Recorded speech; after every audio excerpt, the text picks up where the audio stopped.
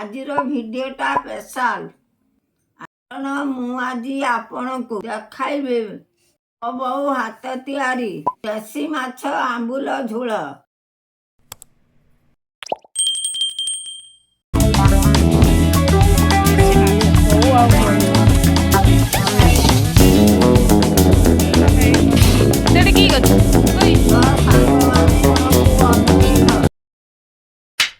बनैथिबा recipe असली स्वाद बहु निज हाथ रे बनैथिबो। जो मानकु आंबुल देसी माछ भल लागे ताकू ये रेसिपी भल लागिबो।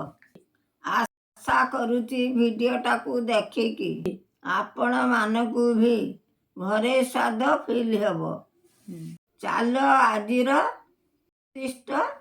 स्वादिष्ट जर्नी स्टार्ट करिबा।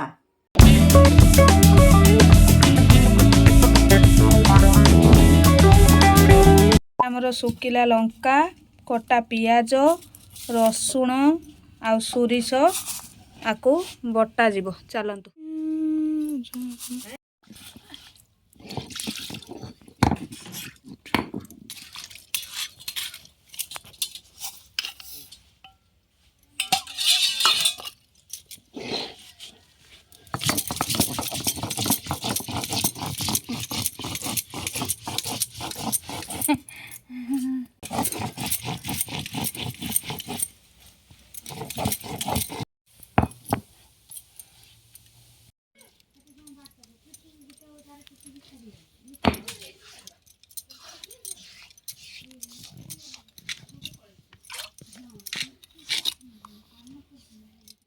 गला कटा टमाटर कटा पियाज कटा कंचा लंका कटा रसुण आउ ये हूँ धनिया पत्र पानी रे भेदे के आंबुल रखी देथिले। देसी माछ कौ आउ गड़ीश ऑलरेडी मो मम्मी भाजी रखी देथिले। कढ़ा गरम हो सारा पर टिके तेल पकई दबा। गरम होला पर से पियाज रसुण आउ कटा कंचा लंका पकई दबा। पकई दे ताको टिके पियाज होला बदन ताको टिके डांगेबा।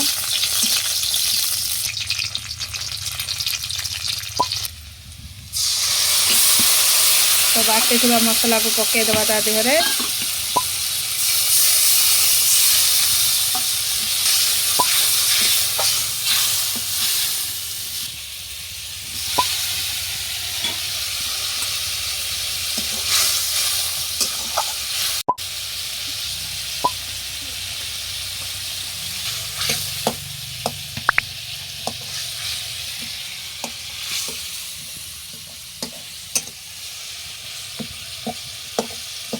मसला आईगला पानी दे दबा।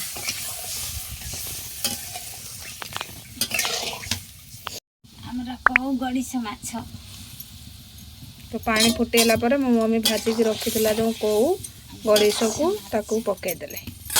सोरिष पकई की झू आंबुल पकड़ी गला। मम्मी सजे की आंबुल पकई दी।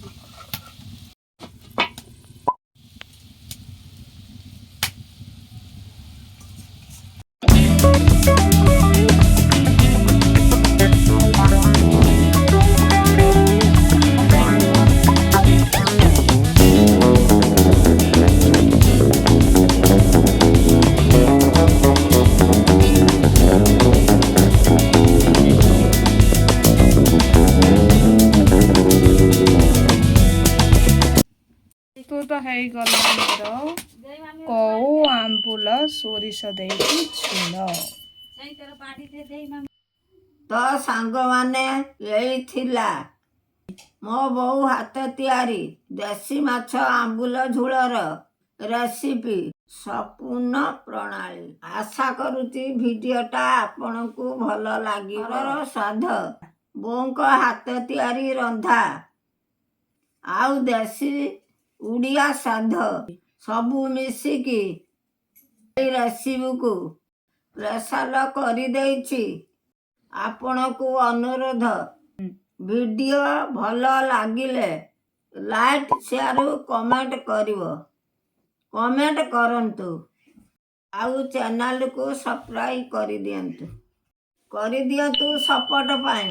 ନେକ୍ସଟ ଭିଡ଼ିଓରେ ପୁଣି ଥରେ ଇଣ୍ଟରେଷ୍ଟିଂ ରେସିପି ଆଉ ଡେଲି ଲାଇଟ୍ ମୁଭମେଣ୍ଟ ନେଇକି ଏଠି ଆସିମି। ରହିଲି, ନମସ୍କାର।